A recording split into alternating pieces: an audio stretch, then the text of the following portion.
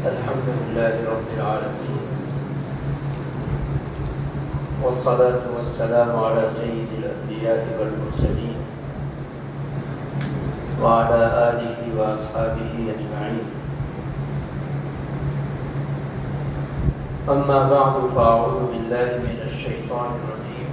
بسم الله الرحمن الرحيم. وأما ما ينفع الناس فيمكث في الأرض. آج جن مقاصد کے تحت ہم لوگ یہاں جمع ہیں، اس میں کچھ باتیں آپ کو دعوت نامے کے ذریعے سے پتہ چل رہی ہوں گی، علم میں آ گئی ہوگی، اور کچھ باتیں استقبالیہ بیانیے سے آپ کے سامنے گزار کی گئی. دراصل ہمارا جو ضلع ہے یہ دنیاوی زبان میں یہ کہا جائے کہ مدارس کا حق ہے، الحمدللہ. اور ہمارے بزرگوں کی محنت اور ان کی رات دن کی قرآن اور فکر، گھر گھر تک قرآن پاک کی تعلیم کو پہنچانے کے لیے جو مسلسل ان اکابرین نے 1866 سے لے کر آج تک محنت کی ہے، اس محنت کا ظہور اور اس کا ثمرہ برسہ برس سے ہم دیکھتے ہیں، محسوس کرتے ہیں اور سمجھتے ہیں، اور اس کو کھلی آنکھوں دیکھتے ہیں. ان بزرگوں کی فکر تھی، انہوں نے اس زمانے میں ان مدارس دینیہ کی بنیاد قائم کی جب انگریزوں نے اپنے آرڈر اور اپنی ظلم و جابرانہ حکومت کے ذریعے سے دینی تعلیم کو اور دینی کلچر کو کچلنے کی حد الوسع کوشش کی. اور تاریخ میں جانے کی ضرورت نہیں، ہم میں سے ہر ایک جانتا ہے کہ اس زمانے میں اس ملک کے اندر کیا کیا ہوا. بزرگوں نے محنت کی اور اس محنت کے نتیجے میں الحمدللہ گاؤں در گاؤں، محلہ در محلہ، علاقہ در علاقہ، خاندان در خاندان کوئی راستہ ایسا نہیں چھوڑا جس سے دین اسلام کو گھر تک پہنچانے کے لیے کوئی چیز رکاوٹ بن سکے. لیکن دنیا کے حالات بدلتے ہیں اور وہ بدلاؤ اس سمت میں پہنچتا ہے کہ جہاں ہم سوچ بھی نہیں سکتے کہ اگلے 24 گھنٹوں میں کیا کچھ ہونے والا ہے. اس زمانے میں بولنے کا بڑا رواج تھا، اپنی زبان اور مناظرانہ کلام کے ذریعے سے لوگوں کو زیر و زبر کرنا، یہ ایک عام رواج تھا. چنانچہ اس زمانے کی تاریخ کو 1857 کے بعد کی تاریخ کو جب ہم پڑھتے ہیں تو ہمیں محسوس ہوتا ہے اور دکھتا ہے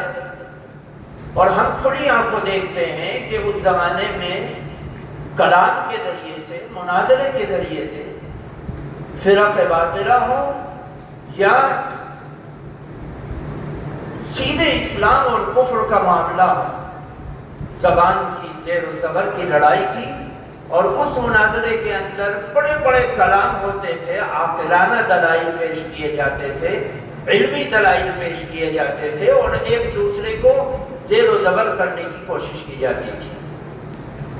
ہمارے اکابرین نے ان حالات کو دیکھتے ہوئے علم کلام کو اپنے نصاب میں داخل کیا، منطق کو اپنے نصاب میں داخل کیا. انسان کی عقل کا جو دائرہ ہے اس دائرے سے آگے بڑھ کر اس عقل کے ذریعے سے پورا فائدہ حاصل کرنے کے لیے علوم کو داخل کیا تاکہ دنیا کے ان معاملات کے اندر ہمارا طالب علم پیچھے نہ رہے۔ آج دنیا کی تہذیب اور کلچر بدل چکا ہے، ساری دنیا کے اندر کھربوں روپے خرچ کیے جا رہے ہیں تعلیم کے نام پر، اور اس تعلیم کے نام پر جو کھربوں روپے خرچ ہو رہے ہیں ان میں تعلیم کو سسٹمک کرنے کے لیے اور گھر گھر تک پہنچانے کے لیے تعلیم کو لوگوں نے انڈسٹری بنا دیا، کاروبار بنا دیا، اور اس کاروبار کے ذریعے سے لوگ اپنی اکنامی کو بھی درست کرتے ہیں اور اپنی قوم کو بڑھا کر چڑھا کر آگے پہنچانے کی کوشش کرتے ہیں۔ آج ضرورت ہے کہ ہمارے مدرسوں کے طالب علم کسی بھی حیثیت سے کسی بھی لائن میں جس چیز کا تقاضا ان کے سامنے آئے اس تقاضے کے اندر ایک لائی کے دانے کے برابر بھی پیچھے نہ ہٹے، اور اس تقاضے پر پورا کھڑا اترنے کی حتی الوسع ان کے اندر وہ طاقت، وہ صلاحیت اور وہ حیثیت پیدا ہونی چاہیے۔ ہم یہ مانتے ہیں، جانتے ہیں کہ ہمارے مدرسوں کے اندر جو تعلیمی سسٹم ہے اس کو قائم کرنے کے لیے جو پیسہ اور دولت خرچ کی جا رہی ہے وہ صرف اور صرف ایک موضوع کو متعین کر کے دی جا رہی ہے، لیکن ہمارا یہ فریضہ بنتا ہے کہ ہم اپنے طالب علم کو کسی بھی طریقے سے اس طرح ادکچرا نہ چھوڑیں جس سے وہ زمانے میں ایک حد تک جانے کے بعد یہ محسوس کرے کہ میرے لیے آگے اندھیرا ہے، اب میں اس سے آگے نہیں بڑھ سکتا۔ ہمارا اللہ تعالیٰ ان بزرگوں کی محنتوں کو قبول فرمائے۔ ہم نے اپنے ضلع کے اندر سروے کیا اور باقاعدہ سال ہر سال تک وہ سروے چالو کیا، یہ نہیں کہ مہینہ دو مہینہ نہیں، سال ہر سال تک سروے چالو کیا، اور اس سروے کے آدھار پر جب ہم نے اپنے ضلع کے اندر مدرسوں کی کوانٹٹی اور ان میں پڑھنے والے بچوں کی تعداد، پڑھانے والے اسٹاف کی تعداد کو جب ہم نے دیکھا تو ہماری عقلیں حیران رہ گئی۔ ہمارے سامنے جب رپورٹ بن کر آئی تو میں بڑے مدرسوں کی ذمہ داران سے پوچھتا ہوں کہ ہمارے ضلع کے اندر کتنے مدرسے ہیں؟ کوئی ایک اڑیسی کے ساتھ بدلا نہیں سکتا، لیکن جو ہم نے ریسرچ کیا، ہم نے اس کے بارے میں پوچھ تاچھ کی اور معلومات کی، اور گھر جا کر گاؤں جا کر جو اس کی تعداد کو جب ہم نے محدود کیا تو وہ 750 مدارس جن مدرسوں کے نام ہیں اور ان میں بچے پڑھنے والے ہیں ان کی تعداد ہمارے سامنے ایک ضلع کی ہے۔ اب ظاہر سی بات ہے کہ جب ان مدرسوں میں پڑھنے والے بچے جن کا نام ہی مدرسوں کے نام پر ہے، مسجد میں چلنے والے مکاتب نہیں، ان کی تعداد الگ ہے، جو مکاتب مسجدوں کے اندر، جامع مسجدوں کے اندر، محلوں کی مسجدوں کے اندر چل رہے ہیں، ان دینی مکاتب کی تعداد الگ ہے، لیکن جو مستقل نام رکھ کر مدرسے کا جو مدرسے چل رہے ہیں ان میں پڑھنے والے بچوں کی تعداد لاکھوں میں پہنچتی ہے۔ یہ لاکھ جو بچے ہمارے ایک ضلع کے اندر ان مدرسوں سے فیضیاب ہو رہے ہیں اور تعلیم حاصل کر رہے ہیں، ان بچوں کی زندگیوں کو آنے والے تقاضوں پر کھڑا اترنے کے لیے آنے والے حالات میں ان حالات کا مقابلہ کرنے کے قابل اگر علم کے ذریعے سے ہمیں بنانا ہے تو یقیناً ہمیں اس چیز پر اترنا پڑے گا کہ ہم آنے والے حالات میں اور موجودہ زمانے کے علمی تقاضوں پر اپنے بچوں کو کھڑا اتارنے کی کوشش کریں۔ آپ کو یاد ہوگا جب اسلامی دائرہ، حکومت کا دائرہ بڑھا اور وہ بڑھتے بہت آگے پہنچ گیا، ہارون رشید کا زمانہ آیا، مامون رشید کا زمانہ آیا، اس زمانے کے اندر جب اسلامی حکومت کا دائرہ عجمیوں کی کوپ تک پہنچ گیا تو اس وقت ہارون رشید نے اس علم دین کو مختلف زبانوں میں اور ان زبانوں کو سیکھنے کے لیے مدارس کی بنیاد، کالجوں کی بنیاد رکھ کر ان علوم کو اور ان زبانوں کو عرب کی زبانوں پر لا کر چڑھایا اور سکھلایا۔ پڑھنے والے عربی بچے تھے اور وہ عربی بچے چائنیز زبان کو سیکھ رہے ہیں، روس کی زبان کو سیکھ رہے ہیں، اور ملک کے اندر جو بھی کلچر ہے اس کلچر کو سیکھنے کی کوشش کر رہے ہیں، چاہے وہ علم کلام ہو یا دنیا کا کوئی بھی علم ہو، کیونکہ انہوں نے دیکھ لیا تھا کہ ہماری قوم کو دنیا کے کونے کونے تک پہنچنا ہے، اور جو ہمارے مکاتب و مدارس کے اندر مدینہ منورہ کے مدرسے میں، مکہ مکرمہ کے مدرسے میں، بغداد کے مدرسوں میں پڑھنے والے بچے ہیں، ان بچوں کو دنیا کے کونے کونے تک قرآن کی تعلیم کو پہنچانا ہے۔ اس کے لیے انہوں نے ان کالجز کی بنیاد رکھی اور کتابوں کو دوسری زبانوں میں منتقل کیا تاکہ دین الہی دنیا کے کونے کونے تک پہنچ سکے۔ آج ہمارے ہاں دین الہی عربی زبان میں تھا، عربی زبان سے منتقل ہو کر اردو زبان میں آ گیا۔ ایک زمانہ تھا جب علوم دینیہ کو فارسی زبان میں منتقل کیا گیا، جب اس ملک کی زبان، اکھنڈ بھارت کی زبان فارسی زبان تھی، اور فیصلے عدالتوں میں فارسی زبان میں ہوتے تھے، شاہی درباروں میں فارسی بولی جاتی تھی، کاغذات کے اندر فارسی کے الفاظ تھے، جو آج تک کتنی حکومتیں بدل گئی۔ 1601 میں انگریز آیا، لیکن بہت سی زبان کے بھاشاؤں کو 300 سال میں وہ بدل نہ سکا۔ آج 77 سال گزر گئے ہندوستان کی آزادی کو، آج تک وہ الفاظ نہیں نکل سکے ہیں۔ وہ کلچر اسی الفاظ کے ہیں جو فارسی زبان میں جب اکھنڈ بھارت تھا، بے نامہ، داخل خارج، اس طرح کی چیزیں جو عام ہے زبان پر، اور ان کو کاغذوں سے مٹا نہیں سکتی دنیا کی کوئی طاقت۔ آپ آج کی بھاشا کو عدالت کی بدل سکتے ہیں، لیکن جو کاغذ کے اندر، ریکارڈ کے اندر، 100 سالہ ریکارڈ میں جو چیز داخل ہو گئی، دنیا کی کوئی طاقت اس کو کھرچ کر نکال نہیں سکتی۔ اسی طریقے سے ان 3 زبانوں کے بعد کوئی چوتھی زبان نہیں جس کے اندر علوم دینیہ کو منتقل کیا جا سکے۔ آج ضرورت ہے کہ مدارس کے بچوں کو اس اردو زبان سے، عربی زبان سے آگے بڑھ کر، چھوڑ کر نہیں، آگے بڑھ کر ان کو ایسی زبان کی طرف لے جایا جائے جس سے علوم دینیہ کو یہ منتقل کرنے کا ذریعہ بنے، اور ان کے سامنے دنیا کھلی کتاب کی طرح، اور یہ کہیں بھی یہ محسوس نہ کر سکے کہ ہم کنارے ہیں، ہم آگے نہیں بڑھ سکتے، ہم کام نہیں کر سکتے،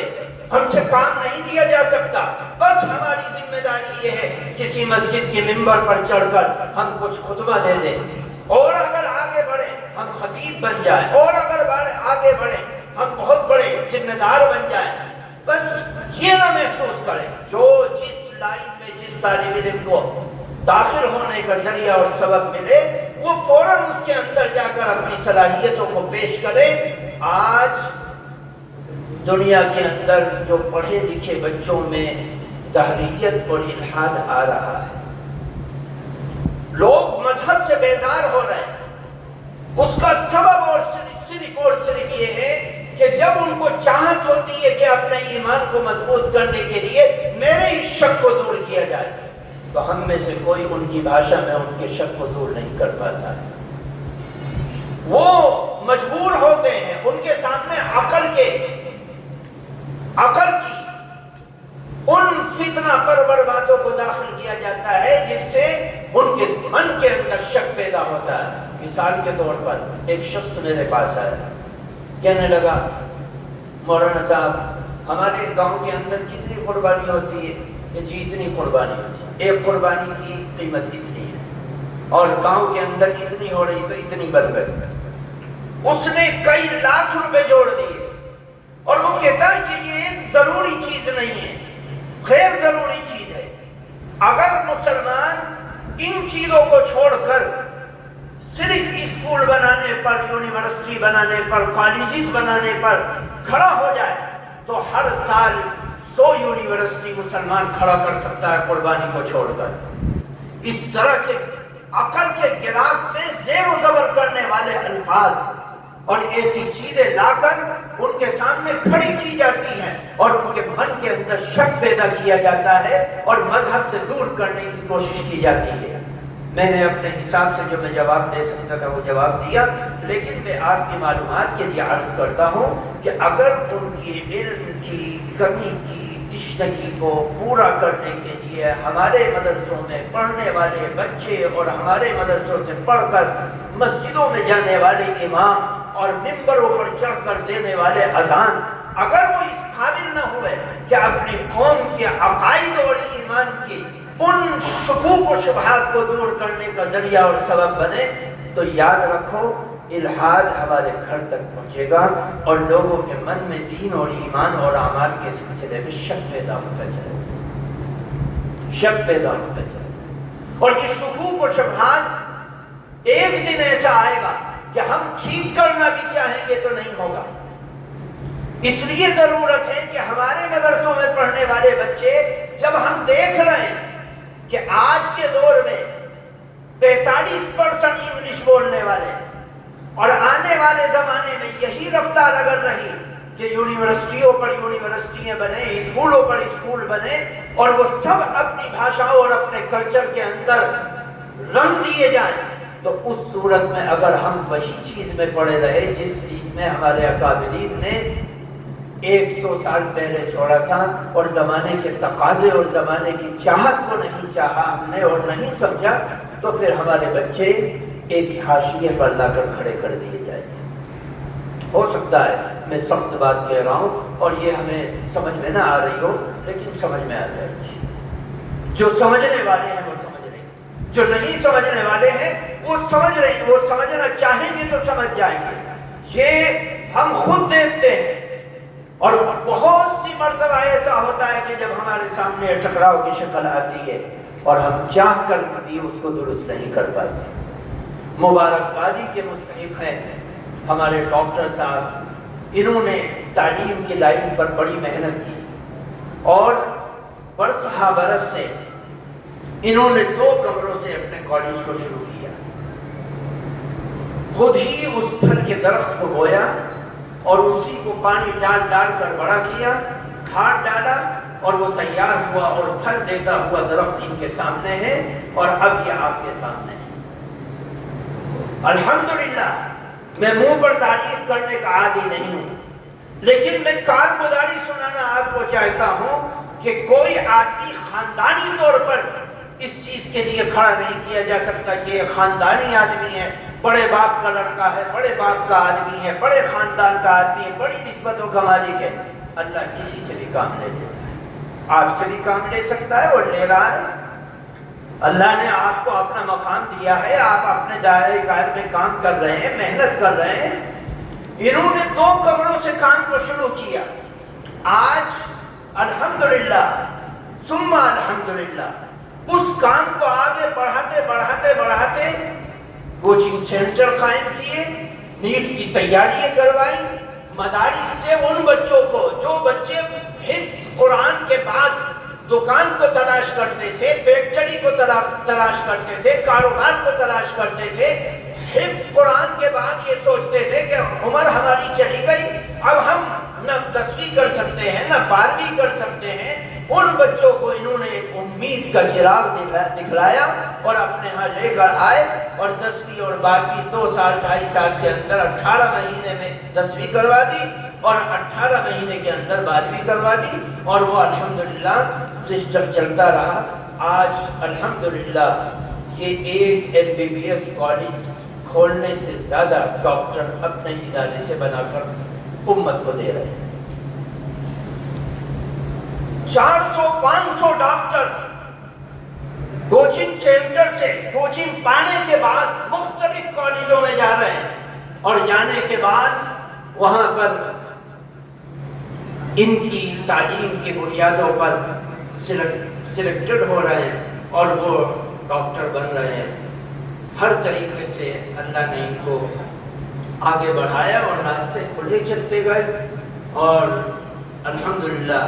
پھر 2 سال پہلے میری ان سے گفتگو ہوئی تو میں نے کہا کہ یہ شاہین کا جو حفظ قرآن کا معاملہ ہے اس میں آپ 10ویں اور 12ویں کراتے ہیں، کیوں نہ اس کو پورے ملک میں عام کیا جائے۔ انہوں نے اس میں قدم اٹھایا اور الحمدللہ قدم بڑھاتے بڑھاتے یہ آگے پہنچے، اور آج پورے ملک کے اندر ان کے صرفے سے اور ان کے خرچے سے الحمدللہ 100 شاہین کے اکیڈمک موبائل برانچز قائم ہوئے جو مختلف شہروں میں مختلف علاقوں میں کام کر رہے ہیں۔ میں یہ کارگزاری تو یہ خود سناتے اور سنائیں گے بھی، جو سلیکٹڈ چیزیں ہیں وہ میں اس لیے بیان کر رہا ہوں کہ اس قدم کو آگے بڑھاتے ہوئے پھر ہماری ابھی 6 مہینے پہلے ان سے گفتگو ہوئی، اور میں نے ان سے کہا کہ الحمدللہ میرا ضلع ایسا ہے کہ اس ضلع کے اندر جتنے مدارس ہیں دنیا کی کسی بھی تختے پر کسی ضلع میں ضلع لیول پر اتنے مدرسے نہیں ہیں۔ ضرورت ہے کہ ان کے اندر دینی تعلیم کے اوپر جو محنت کرنے والے الحمدللہ ہمارے اکابرین ملت محنت کر رہے ہیں، ان میں آٹے میں نمک کے حساب سے یا کچھ حساب سے یا 24 گھنٹے بچوں کا ہم لے رہے ہیں، 1 گھنٹہ صرف اس کام کے لیے ہو جائے کہ بچے علوم عصریہ کے سلسلے میں ایک پائیدار سبق لے لیں، صرف 1 گھنٹے میں۔ جس کے پاس ٹائم ہو 2 گھنٹے دے، جس کے پاس اور ٹائم ہو 3 گھنٹہ اپنے بچوں کو لگا دے، تاکہ وہ بچے جب دینی تعلیم کو حاصل کریں تو جہاں وہ حافظ قرآن بن کر نکلیں وہیں پر کم سے کم وہ 8ویں پاس ہو جائیں، جہاں وہ دور پورا کر کے نکلیں، قرآن پاک یاد کر کے نکلیں، 10ویں پوری ہو جائے، اور جب وہ عالمیت کے کورس کو پورا کرنے لگے تو 12ویں کم سے کم پوری ہو جائے۔ ہمارے دنیاوی حساب سے اس تعلیم کو لوگ اہمیت نہیں دیتے، یہی وجہ ہے کہ ہم بہت سے کاغذات کے اندر ان پڑھ لکھے جاتے ہیں۔ اس لیے میں نے ان کے سامنے ایک چیز رکھی کہ ڈاکٹر صاحب آپ ان مدرسوں کے سلسلے میں کچھ بیان کریں۔ انہوں نے انڈیا ظاہر کیا اور کھڑے ہو گئے، بار بار فون کیا کہ بھائی کہاں تک پہنچا۔ الحمدللہ ہم نے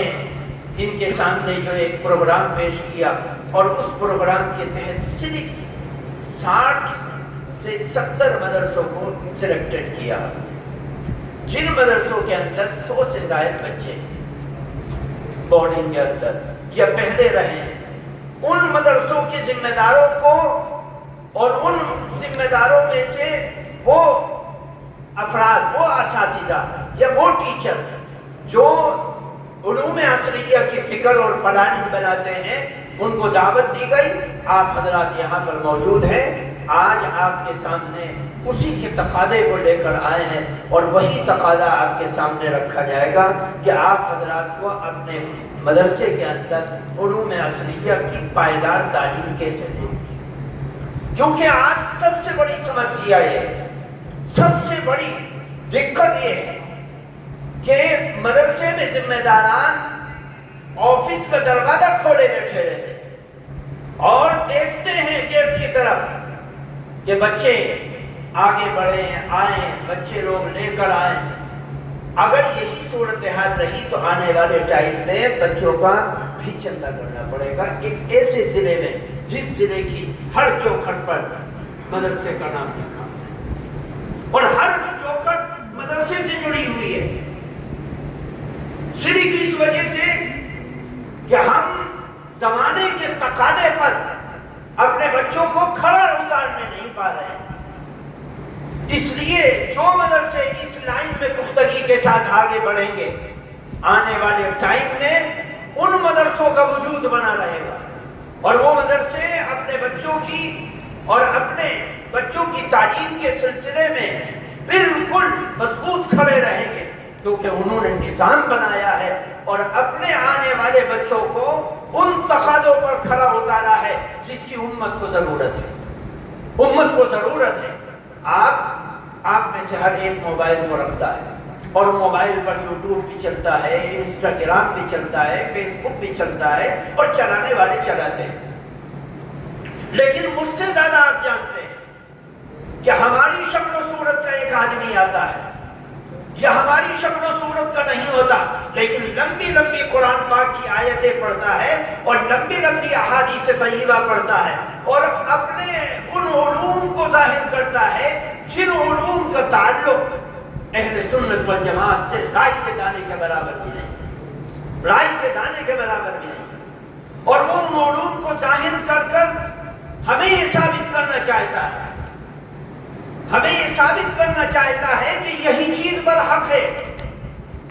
امت کو یہ علماء جس لائن پر لگانا چاہتے ہیں، یہ امت کو 1400 سال پہلے لے کر جا رہے ہیں، جس زمانے میں نہ لوگ چاند پر پہنچے تھے، نہ ٹینک آئے تھے، نہ بندوقیں آئی تھی، نہ بم آئے تھے، نہ گرنیڈ آئے تھے، نہ مارکیٹنگ تھی، نہ کاروبار تھا، کوئی چیز نہیں تھی۔ اس زمانے کی طرف ڈھکیل کر یہ لے کر جا رہے ہیں، نکلو اس چادر سے۔ اور ان جذبات میں آ کر وہ بیان کرنے والا بیان کرتا ہے، ایک کالج میں پڑھنے والا، فیکٹری میں 24 گھنٹے بندھوا مزدور کی طرح کام کرنے والا، دکانوں پر بیٹھ کر صبح کو جب آتا ہے گھر سے نکل کر اس کے بچے سوتے ہوئے ہوتے ہیں، اور جب شام کو اپنے گھر میں جاتا ہے تو بچے سوتے ہوئے ملتے ہیں۔ ایک ایسا شخص جس کے پاس ٹائم نہیں، وہ جب ان بیانات کو اور ان تقریروں کو سنتا ہے تو سننے کے بعد اس کے دل میں ڈاؤٹ پیدا ہو جاتا ہے کہ یار یہ بھی مولانا بیٹھے ہوئے ہیں، یہ بھی مولانا بیٹھے ہوئے ہیں، اور اینکر ان سے پوچھ تاچھ کر رہا ہے طلاق ثلاثہ کے بارے میں۔ ایک مولانا کہہ رہے ہیں کہ 3 طلاق 1 طلاق ہے، اور ایک مولانا کہہ رہے ہیں 3 طلاق 3 طلاق ہے، صحیح کیا ہے؟ یہ بھی قرآن کی آیت پڑھ رہا ہے اور یہ بھی قرآن کی آیت پڑھ رہا ہے،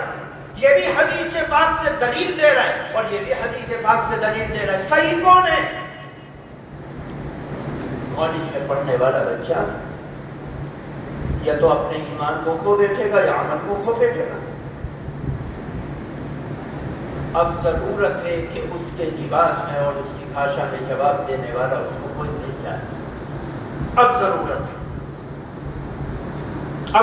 ہے، اس کے پاس ٹائم نہیں تو وہ امام کے پاس جائے گا یا مدرسے میں دارالفتہ میں مفتی صاحب کے پاس جائے گا، اس کے پاس ٹائم نہیں۔ اب ضرورت ہے کہ آپ اسی کی بھاشا میں،